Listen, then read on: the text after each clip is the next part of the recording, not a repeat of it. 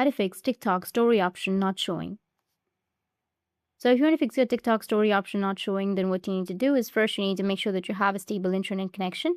And the next thing you need to do is open up your Play Store, go with your search, and under search you need to search for TikTok. After searching, if you have any updates on your TikTok, just simply go and update it. And even after updating, if that doesn't fix your problem, then you need to go back and then search for TikTok. Tap and hold on to your TikTok application, go with the app info. Once you're on your app info, you need to go with storage and cache and go with clear cache, which will be on the right side. After clearing your cache, your problem might be fixed. If that still doesn't fix your problem, then what you need to do is open up your TikTok and then go with your profile, which will be on the bottom. From the profile, you need to go with the top right, which has that 3 horizontal lines, and then go with settings and privacy. Under settings and privacy, you need to scroll down a bit, and then you will have an option of help center. Tap on it and then go with report a problem and report problem to TikTok that your story option is not showing. And within a few hours or a few days, your problem might be fixed. That's it. And if you have any questions, feel free to comment below. Thanks for watching.